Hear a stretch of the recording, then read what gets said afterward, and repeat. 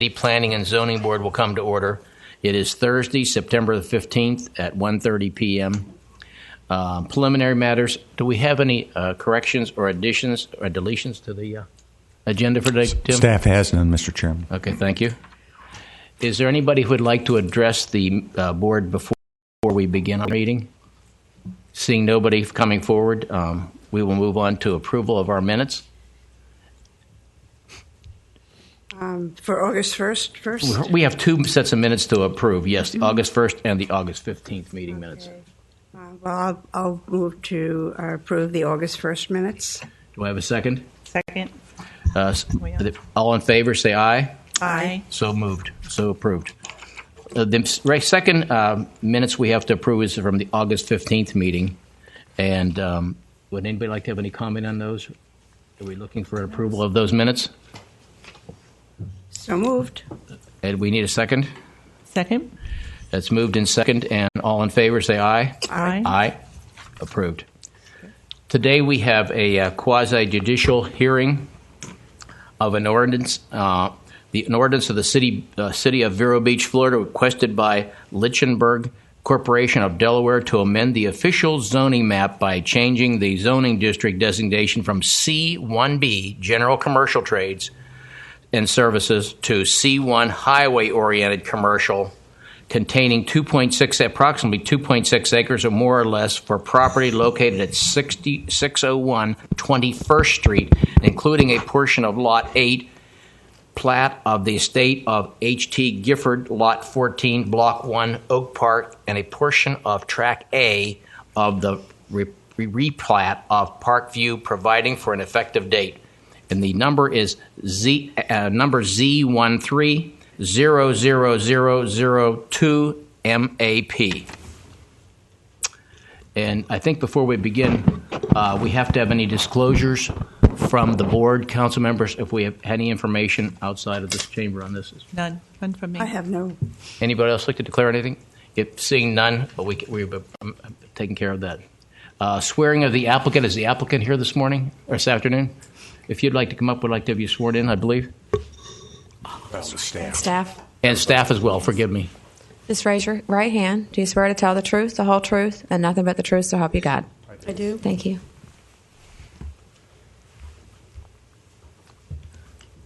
Tim, is there, I think, staff's presentation? Right. Sherry Fitzgerald will make our Okay, presentation. Sherry? Yes, thank you, Mr. Chairman. Board members, I'd ask Ms. Philo to turn on the computer screen for us. Thank you. If her mic doesn't work, it's because she broke it earlier. There it is. Okay, I'll begin. Thank you. The city received a zoning map change application requesting a change in zoning of a parcel of property. The city staff reviewed the request and prepared a staff report. Copies of the staff report, the application, and the other attachments are included in your agenda backup material. And the staff would request that the staff report and the attachments be made part of the official record of this meeting. The applicant is Kimberly Horn and Associates for the property owner, Lichtenberg Corporation of Delaware. Mm-hmm. The location is the property is located on the southwest corner of 25th Street and 6th Avenue in the Miracle Mile area. And in your backup material, you have a location map, and we also have one here on the screen. The property is located in the dark black and white hash mark. Once again, southwest corner of 21st Street and 6th Avenue. The size of the property is approximately 2.06 acres. The existing land use on the property, there is an existing office bank building with parking and a drive-through facility, better known as the Bank of America building, which is on the site. Our future land use map designation is C Commercial, which permits up to 15 residential units and 30 rooms per acre. The existing zoning is C1B, General Commercial Trades and Services. The proposed zoning is C-1, highway-oriented commercial, which allows up to 30 rooms per acre. This is the location and zoning map of the parcel. Once again, the arrow indicating the proposed location of the subject property and the proposed change in zoning.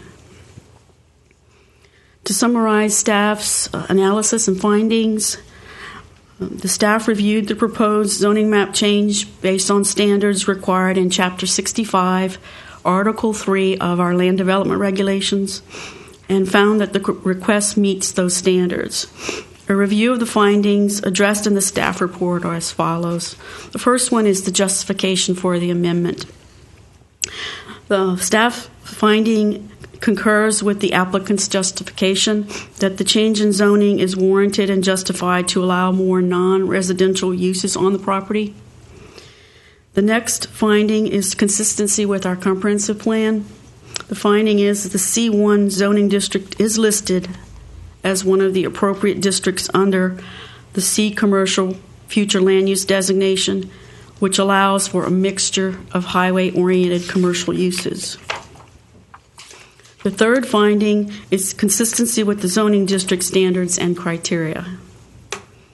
The property is located adjacent to 6th Avenue to the east side of the property, which is classified as an urban minor arterial, and 21st Street, which is to the north side of the property. That street is classified as an urban collector. The property is also located within an existing urban center, which we describe or identify as Miracle Mile area, and is surrounded by established commercial activities, which is consistent with the general purpose statement in the city code for commercial districts.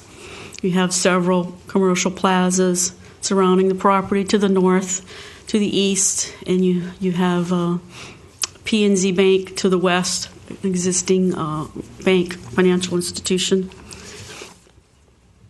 Other review standards included in our staff report are the compatibility with the zoning district in the vicinity. As you can see from the location and zoning map, the subject property is surrounded by commercial zoning, C1B, north, west, and east, and to the south of the property, where the arrow is shown on the map, that is currently Zone C1, the same zoning that is being applied for today. Excuse me. In addition to those shared uses, the properties to the north and east, once again, I mentioned, are compatible, and they share many permitted uses in both the zoning districts. In addition to those shared uses, the proposed C-1 zoning district permits additional uses which are not considered incompatible with the highway-oriented uses in the surrounding area. Those include adult congregate living facilities, hotel motels, commercial amusements, guest house, transient quarters, nursing homes, and vehicle sales and service. And the staff also provided a table in your backup that identified the different uses in between the two zoning districts. The next review standard staff reviewed is the change in conditions standard. The finding is the property to the south was rezoned in 2009 to C-1. Also, the need to accommodate non-retail uses constitutes a change in conditions that warrant the proposed change. Additional findings, such as maintenance of level of service, the orderly and logical development pattern, and the consistency and harmony criteria have been met as described in the staff report. The staff recommendation is based on our analysis and findings described in the staff report. We recommend that the board recommend approval to the City Council of the draft ordinance amending the zoning map designation from C1B to C1 for the subject property. Unless you have questions of staff at this point, we would suggest you open the public hearing, and also the applicant is here if you have any questions. I think we'll let the applicant make his Very presentation good. if he'd like to then. Do we have any questions, staff, right now? Can we?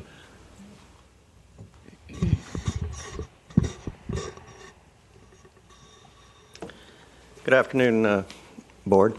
Sir, I don't believe you were sworn in. You weren't here when we swore everyone Oh, in. no. You?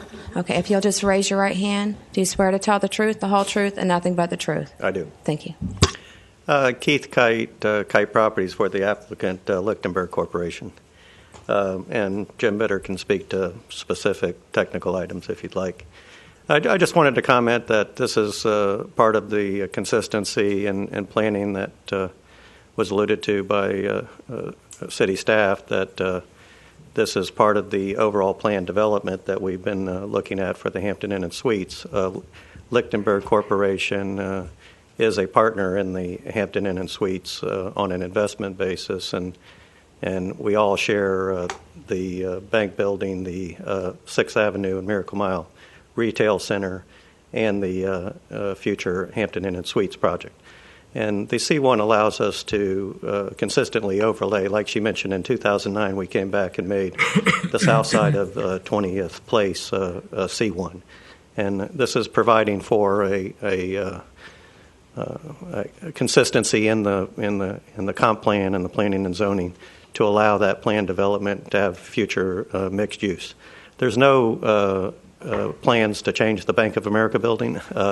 The lease was just renewed for another 10 years. It's good to 2019 right now. They've got 4 or 5 options past that. We expect the bank to be there for quite a while, at least to 2019. And right now, the 3rd floor is mixed-use office. The 4th floor is designed as office too, and those are out publicly for lease as office. So, as far as the actual use of the property, there's no real future change because of the current leases in place. Lichtenberg is a small town in Germany. It's some German ancestral people, and they chose it as a family name, if you're curious about that side of the thing. But I like those little tidbits. So the overall story is we're trying to make the entire Miracle Mile area on our continued plan development and uses that we've been working with city staff to really improve the downtown area. Thank you. Additional comments? No, just your questions. At this point in time, we can open up for any public comment that I have, and I don't see anybody here to make a public comment, so I think the board will have some discussion on it, and if you'll kind of remain available to us. I can open with just a couple comments that I have. Basically, I find this pretty simplistic in my mind, and I'm a simple person too, because I went to attachment B, and I spent most of my time just looking at attachment B. And when I did a little couple circles and dots and switches and swatches back and forth here, and it doesn't appear we're changing much of anything other than a few particular uses, and they all seem, in my opinion, to be compatible with what we're trying to accomplish in that area anyhow. So I think we're just basically accommodating the owner of the property to help them more easily go through the process when and if they ever choose to make it. Yeah, and I'd just like to add, I think, eventually when we get around to it, we want to provide for more mixed uses in the commercial. So these districts, I'd like to narrow down the districts and give more opportunities for mixed development, and that's what this kind of project would be. And the C1B doesn't allow you to do it, but we have a lot of different property owners who would like to do that, and I think that's where the excitement of creating a more pedestrian-oriented urban setting that we're missing and getting away from that suburban commercial look down there is where we eventually like to go. And this would be a first step with this hotel complex when it eventually comes. Not that's germane to what we're talking about now. I understand this is zoning, rezoning. I love the idea of the whole mixed-use plan development. Yeah. It's exciting because there's so much that can be done, a lot of creative projects. My only concern is once we have people who come back into town for the winter, that area is so very heavily trafficked that, and I know this is not part of our consideration right now, but we need to be working with the MPO on getting some reasonable ingress and egress out of there. So put that on your list. Out of the east side. Yeah. Well, we would like to, and this is not germane, but I believe the Fifth Avenue extension, we'd love to do that. Exactly. That would really help. It would. down that's there. been talked Yeah. about. But there's no money right now, and there probably ain't going to be any money, so we're going to have to look at ways. And as we get developers that come in that may benefit by this, then there's more opportunities for the city to use that money to create these, to help improve that situation. It would really make a difference. Yes. A couple comments I'd like to make, and I think they're self-evident in some cases, but all the adjacent property owners were notified. None of them had any concern about this. They didn't show up today. We've had no correspondence. Is that correct? As on negative That's basis? correct, Mr. Chairman. We spoke to a few people that had questions on what was going on, mostly in terms of a future site plan. That was mostly what their questions were. So, yes, we did notify the surrounding property owners. We also advertised in the newspaper, and we also posted signs. I understand. Oh, good. You've got that little POI area back in there, and I was concerned about any statements that they may have had to us. No, there were none. At this point, No, Robin, do you have any comments? No, that was the only question I had was that POI area. Okay. But Which one is that? The one over on to the west. On 20th Street? Yeah, on 20th Street. Just to the west of the... To the that along the Twin Pairs. Yeah. light blue. Yeah.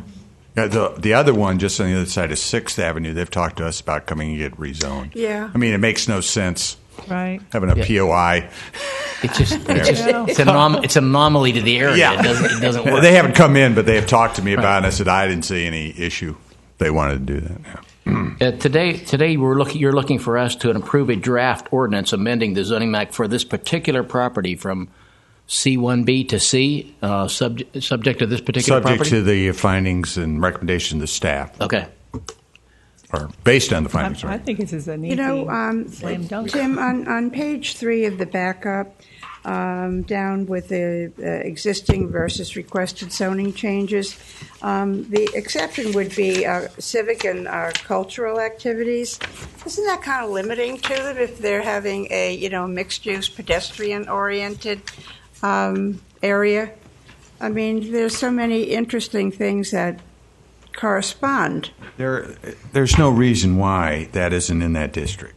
As I said, this is, again, getting back to it. I mean, Sherry and I, goal we've been doing is we were going to address the comp plan to try to get a little more, some guiding principles in it, and then redo these zoning districts, because there's a lot of these. You're exactly right.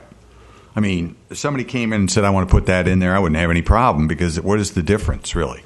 Yeah. That's where we have too many zoning districts. What But it's happens. not really relevant to today. It's not relevant for that, but I mean, it's a good point, and I'm glad it's a review. you could see when I bring that up. Right. You understand what I'm talking about. There's, yes.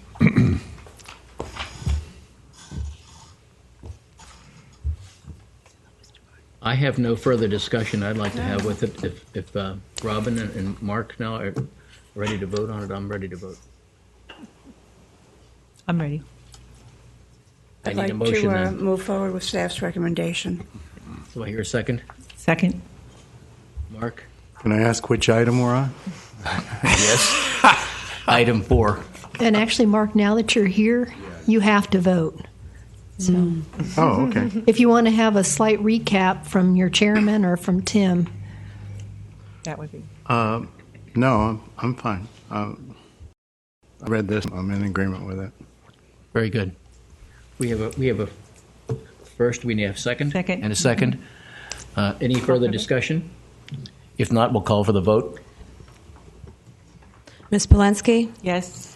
Mrs. Manous, Yes. Mr. Mucher, Yes. Mr. Lawfer. Yes. Passes 4-0. Thank you. The next item we have on our agenda then is the Planning Department matters. Before Peggy does her little short briefing, let me just at the city council meeting, was it 2 meetings ago, the city council, Will Tremmel, a youngster, you saw him in the paper, had a community garden, and there was an issue because it's not a principal use. And we've, the staff, we let them to continue in that because it clearly is something that wasn't causing a problem, but we needed to rectify that in the ordinance. And so Will gave us some ideas that he had. He did a lot of work. I mean, this is an exceptional young man. And I've taken his work, I've looked at some other stuff. I have a draft ordinance community garden ordinance, which would allow these gardens in all residential districts. I didn't go to commercial; it's easier to deal with the residential, and I have it in Peggy's office right now. What I like to do though is I can't advertise it for public hearing, but I want to give you all a time to. Opportunity to see the workshop, and also Will may come to that meeting too. I don't know if he can, but I wanted to make sure he has a chance to look at it since he had a lot to do with what we did. And so that'll be your item. And then what we will do, we don't think you'll have a major heartburn with it, so we're probably going to schedule it for public hearing before the first meeting in October. So we'll jump the gun. We may not. If something comes up, we can always continue a hearing. But I just want you to be aware of that. Tim, I'm familiar with the general overall of that, but I don't see how does it come that it's not legal? I mean, well, it's not listed. If you don't have the use listed in the district, it's not allowed. Okay, so it's a principle we used with the Code Enforcement Board, which I missed all of this. I'm really sorry. Oh, well, I mean, you were aware of the situation that they had a garden at that. I've seen the garden. I think I know what you're talking about. A vacant lot that he had a garden. Basically, I think they were growing Vegetables. Produce for and some flowers. The source and some flowers for the distribution. Okay, the problem is there's not a principal use on the property. It's vacant. Okay. See, you can't. It isn't. If you had a house on the property, you could consider it. Okay, so that's the difference. If there was a home there, you can grow the garden. Yeah, we would not be into this kind of thing, right? You know, if he put up a shed, is he clean? Well, a shed has to. That's why the code has to be to allow him to put a shed up because there is no principal use. The shed would be an accessory as part of a garden. Okay, you see, so that's what we had to go through, and a lot of cities have done this. They just have to. Write your code so you it's allow a quirk this. Right now. Pardon? It's a quirk in the code. It's right a now. quirk. Well, not a quirk. It's just an oversight. I mean, these urban gardens are fairly last 20 years have come into play, and it just hasn't been an issue yet, for that. So how did it become an issue? Was there somebody complained about it? Was there somebody did complain about it? There was a complaint. Okay. When my code people went out there, I said, just hold on, tell them to come in and talk to me, and that's when I explained to them, look, I don't have any problems because I know. Especially with vacant lots in this day and age, certainly it's a better use of that property than just letting it grow up. It'll be tended and all that, and then but the problem is you need to have some standards in there to take care of it because Will may do a fine job there, but somebody else may come in there. You know what I'm saying? Yes. So that's part of what we had to. So the objection from the individual was it? Oh, they were aware it wasn't an allowed use. But what were they objecting to? Just the fact that it was there, or was there something that bothered them about it? My understanding, they said it was not an allowed use. Somebody understands the code. Is it a purely technical complaint? Well, it wasn't that it wasn't they were noise. parking. No, I don't believe there were any things like by complaints about smells or cars. I don't believe that was it. I mean, my understanding it was somebody just said, "Wait a minute, that's not an allowed use." Yeah. And they may not have known. They may have thought he was running a retail operation. You know what I mean? He's growing and selling on the side. I don't really know. Mr. Chairman, in the interest of full disclosure, in case this ever comes to quasi-judicial, I did drive by this, and which we're discouraged in doing. But one thing I noticed was that it was at least partially buffered from the street, which and whether that's coincidence or by design, I don't know. But that's something that you might want to consider when you draw up this ordinance. And I can just think of all kinds of different small items that'll need to be in there to. Well, if you look at it, and Peggy's already had a brief look, it's pretty comprehensive. And I've looked at St. Petersburg, I looked at Delray Beach, and we have a few others. Thornton, Colorado, and I just got one from Cape Coral or Bonita Springs. Bonita Springs. So we're looking at what they did, and you're right. There has to be some detail to it. You don't want to overdo it, or the people can't do it. I mean, most of you're going to be not-for-profits or together, so we have to kind of look at it. But you got to have some standards in there, and that's what we looked at, and that's why I think it's good that we have a workshop to kind of go over these kind of things. But if there was a home on the property, the gentleman would be able to put the garden in. That's correct. Certainly, if it's just for his own personal use, and they could be donating, and we wouldn't know that. But obviously, you can't have a commercial operation in a residential district. Now, have you considered the fact as to whether this community garden is a permanent or a temporary use? Well, the way we have it, the way I propose to do it, I'd rather have it done by a special use permit, which is something we don't have. And basically, we'll set the standards, and the planning director approves the special use permit. It runs for either a year or for when the garden's terminated, or if it hasn't been, they haven't done anything on it for, I think, 120 days, it's automatically terminated. We have some termination clauses in there. So it's an ongoing permit that you would have. I mean, it's not considered a real permanent use, but you never know how long these are going to be there. So that's why we made it a annual permit to go through. So, I mean, that we can talk about that. I look at it as a transition. That land will be used. Eventually, somebody will probably want to come in and build a house on it. Yeah. So it's really more of a temporary use, even though. So that's how I decided to handle it. I didn't think we need to have a public hearing on it. I mean, the more you bring into this, the more you up the cost for the individuals to do it and make it more complex. Is there a prohibition from the landowner renting land for this purpose? In other words, can the landowner profit from this? The landowner has to give approval for that. We really didn't. There's nowhere in that draft ordinance that even talk about it. The only thing I have in the draft ordinance that I have a clause in there. That was one of my suggestions to put in there. Okay, there you go. See, and that's why Peggy's not have the landowner receive rent, because every vacant lot in every neighborhood is going to potentially be one of these and gardens. that's good, and that's why I'm glad I gave it to Peggy. That's the kind of thing to pick up. That wasn't in other ordinances. See, it's kind of interesting. I don't know if Bonita Springs had that, but that's a good thing. I had something about you couldn't file for agricultural tax exemption. Yeah, I thought about Have you seen those where they put cows on the property and they're one cow? So, but that's good. So I'm glad Peggy and you brought that up. So that's why we have these workshops to bring that stuff up. Okay. Any other questions? The other things we took forward to City Council. You were like an update on. Okay, the boarding house was the one that brought up. And if you recall, in the boarding house, at the one time we had an exception in the, not the boarding house. Let me do the parking first. I'm on that. The parking, we were restricting automobiles in the setback, except on a driveway, on a parking surface.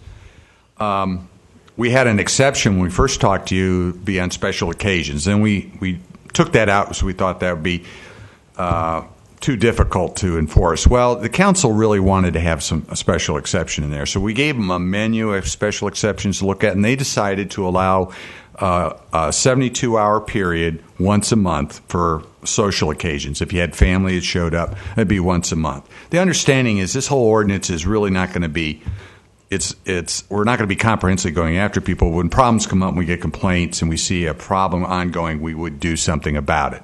And certainly where we have commercial, we get commercial operations in residential neighborhoods. A lot of times this picks them up because you've got vehicles all over the place. And it kind of brings up that problem to the staff. And they say, well, what's going on there? And they'll ask the neighbor and we find out. So that's what they decided to adopt, and which we have in the ordinance. So basically follow that. The boarding house, they went along with the what we talked about, except we got an issue about how many leases on the property. That was deleted at the last second. And in the discussion, we still have the no more than what when you're renting out more than not the whole dwelling, but only one room or a suite. We still have that in there. And it still brings up the issues of how to address the thing, but that is what they decided to do. They were concerned that the leases where you had somebody leasing the place, if they wanted to have roommates in there, they may have other leases, but they would. So if we've explained to everybody, this is a difficult thing to enforce because you're getting into issues of how they're running the place, and that'll always be a problem. And however, we have other things in the code that would deal with you can't set up separate independent living facilities in there with a microwave and all that, where you basically don't have to use the kitchen. So the code is basically what you recommended to them, except the leases was not in there at the very end. So we will use that, and it's certainly a lot more than what we had before, which we didn't think was legal. Was that a final hearing? Or? Yes. Okay. That was the final hearing. The effective date is when? It was the date they adopted. Yeah, I had so much fun at the short-term rental part of it that I left after that and missed this. Yeah. Okay. But going back to the parking, I had one of those blank moments and after the fact. And is it correct that you can park on the right-of-way, but you can't park in your setback? Yes, you can park on the right-of-way. That's where normally there's no parking. You can generally park on the right-of-way. You can't park on a sidewalk. So there's certain prohibitions, but you can park. I'll go back to what I said before. I had 24-foot right-of-way in my yard. Well, then you're going to be able... I guess this ordinance allows me to fill that up. That allows you to fill it up. I mean, you can only... It's not, it is what it is. So what's this really doing for us? Well, it was to benefit you, so you could have the parties, and everybody else would be. I don't know, but I mean, it will take care of. As I explained to the council, we do get complaints all the time about people parking on grass, and we tell them it's not. But the right-of-way, it's legal. I mean, you've normally got at least 10 foot. Well, if you look on Central Beach, any like Dahlia, any of those roads, they have to park on the street. You're parking on the grass, but that's right away. Right. And so that's. So you're really not of the complaints you've gotten. How many of those are not right away? Oh, I don't know. I didn't follow up on that. I know we've gotten them, and most of them were on private property. I mean, when somebody calls in the right, we did get things in the right of way. We said, no, that's in the right of way. You can park in the right of way. There's not an issue there. Some people don't understand that. You're right. We've had a few that said that, and we correct them particularly if we know the situation and we're out there. After we talked about that issue, as a real person, I'm driving on our real city, and I look for real examples of these things, and I saw a lot of things unusual. Some places I was offended. If I was the neighbor, I would have felt not good about the way they were parking. Other times, it didn't bother me at all. It was all about the general. How well was the neighborhood in general kept up? If everybody was doing it, nobody complained. I mean, I went down one street, and everybody on every single lot, I think with the exception of 1 out of 10, had a vehicle parked in the front yard. Well, I mean, and that was on a Sunday. I know, and I think Sunday. You'll see a difference, too, on the day of the week. And I don't remember what day it was. So that's true, but you remember when we talked about it, we said this will affect everybody in the city to some degree. And it did come out of the boarding house, but as was pointed out at the hearings, a lot of cities have this type of ordinance in place. Okay, so this is not unusual, and, there are aesthetics and other reasons to do it. Well, I just brought it up because I went through the whole discussion and voted and didn't realize that the grassy right-of-way was fair game.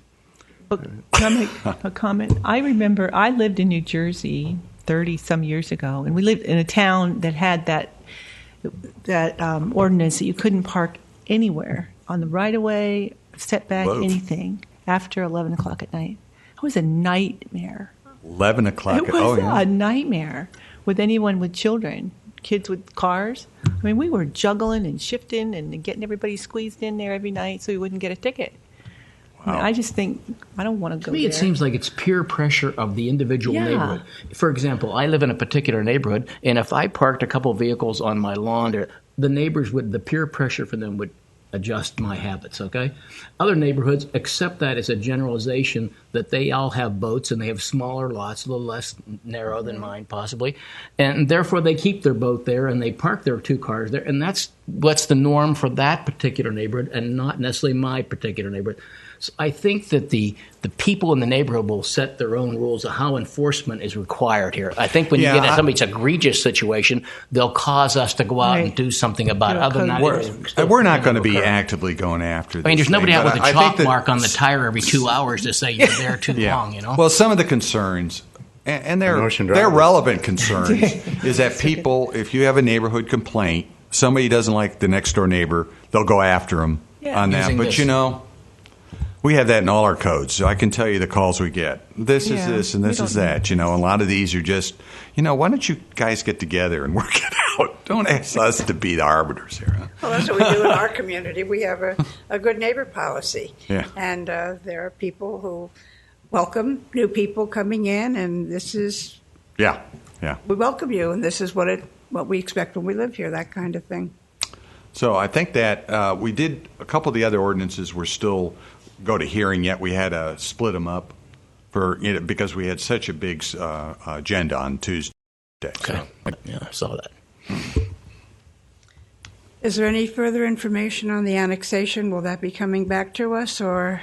No, the annexation is going to the ordinance is going to be advertised. There's a special requirements for that, which will go over. It won't be till October, I think, with the first hearing in it. Right. I believe it's the first Tuesday in October that goes to the council for final adoption. Council or us? We're finished. The council for final finished. adoption. We're done. Okay. No, you will see it though, because we have to come back and do a land use future land use and zoning designation. Right. But we only do that after the ordinance comes through, so you will see that. Oh, okay. That's what I And then wondered. what about the tree ordinances? Are we done with The that? tree ordinance is going to go to council to first reading. I did not bring that up I was up there enough. Time. Yeah. And so it's coming up on Tuesday. so we're finished with that, yeah. Not Tuesday, the next meeting. Yeah. Mr. Chairman, I'll ask this every chance I get. Does anybody in the room know whether there's been an estimate established for the cost of the appeal? Well, we can't give that. rentals? We're right now negotiating with an attorney and to look at costs and all that. And so you won't know the total cost of the appeal. Of course, what we're looking at, we want to be sure when we get an attorney on that and we're not going all over the place, but if the attorney feels that we don't have a chance, then we're not going to be spending public money, and we'll go to my boss and talk to him about that. Didn't the council vote to appeal come hell or high water? Well, I don't know. Maybe they wrote Jim better answer the that. council in my mind. The council in my mind wrote a blank check. It really wasn't a blank check. They did say appeal. Yeah. But if we find in good faith that there's an issue there, we will come back to the city council. Right. We are talking to someone who I think that we would agree that in the state of Florida is a specialist in this particular law, had input into it when it was passed by the state legislature, and understands the city's perspective. Once we get, hopefully, a contract in the next couple of days, right, guys? Mm-hmm. And then we will have that. We're already going to send them down the video of the tapes of the meetings so she can find out exactly what took place. And if she comes back and says, guys, this is a loser, we'll go in front of the city council and say, hey, it's a loser. But we feel like there's still an opportunity here if the council wants to pursue it, which they have said the contract doesn't come back to council?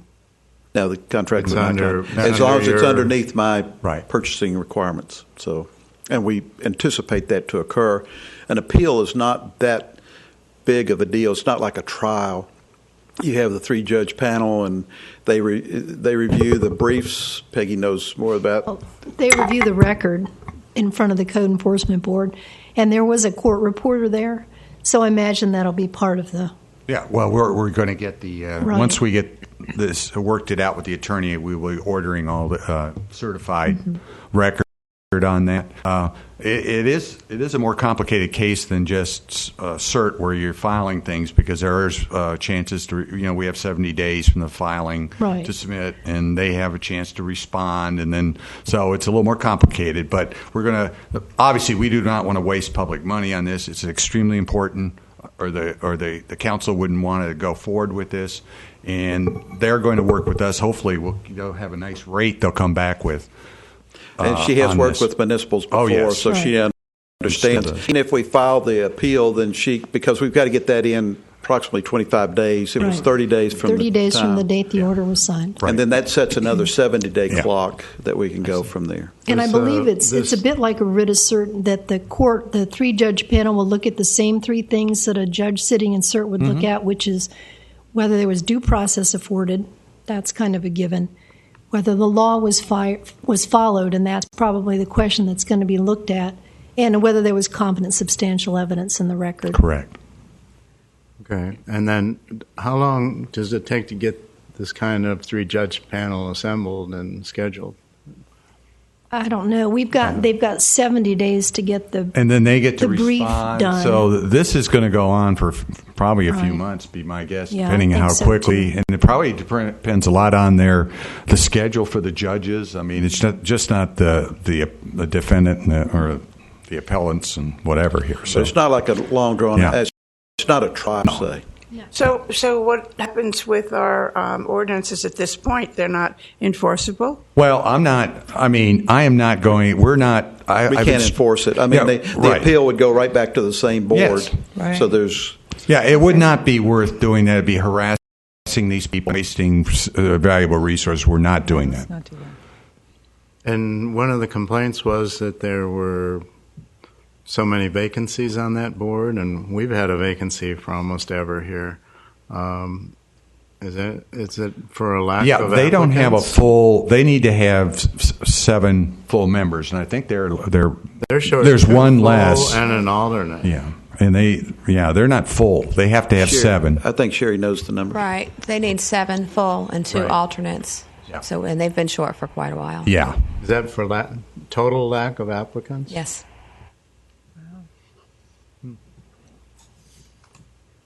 After this case, there'll probably be less applicants. That's what I would Or more. Unless you like your head chewed. Honey might transfer over there.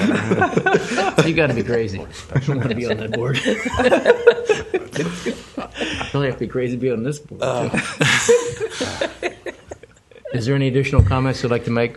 I think that's We it. can turn it over to our fine attorney. Didn't you have an item then? Yes, I did. And I think this one's pretty interesting. I bet if I had asked you all before this whether people appearing before the boards or the council had a reasonable opportunity to be heard, you would probably have thought, well, that makes Yeah. perfect sense. Because with the open government law and the sunshine, the public has the right to be here. We can't keep them out of the chambers. But you would think that when they're here, they ought to be able to at least talk and be heard. But it took actually 2 years to work its way through the Florida legislature, and it finally passed. And I gave you a copy of it. It's really pretty self-explanatory, but it's been in the news a lot, so I thought you might want a copy of the statute and how it affects us. I think it's pretty interesting that it took that long to get put into law, but you saw that there were several court cases, including a Florida Supreme Court case that basically said that reasonable opportunity to be heard was not in effect. So the legislation has cured that, and of course it's too early now. It's not effective until October 1st for us to have any law that's been spun out from this new legislation. And I think I addressed it in the memo. It's been a while since I looked at it, but I think the city of Vero Beach, the city council, the boards and commissions are way out ahead of this. I mean, every single agenda of every single board and commission in the city council, we have a matters by the public section. If anything, we go above and beyond what we have to do. So I think we're in good stead under the statute and also in allowing our public the reasonable opportunity to be heard and to appear. There was a question at the Code Enforcement Board as to whether the public could be heard, and the answer was no. But they could have been heard, as my understanding, they could have been heard before the hearing under public comment. I don't know whether, I don't do that board, so I don't know whether they have a matters by the public section. But I think Well, maybe it Wayne was an addressed that appeal. at the Well, council you just said that meeting. everyone did, but I'm not sure either. I'm not sure. I just had a question when I read this. It surprised me too. But how does Florida stand with other states? In terms of sunshine law and public records law, we maybe Texas is as tight as we are, but we are probably the preeminent Really? sunshine law and public records state. We are the most open. And other attorneys around the United States, I'm on a couple of listservs, they're just astounded. I mean, there are states where there is no public records law.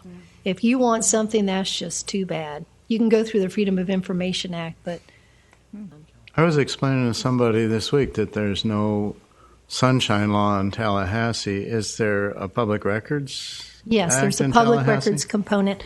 And I think this statute also applies to state, which I was pretty interested to see that.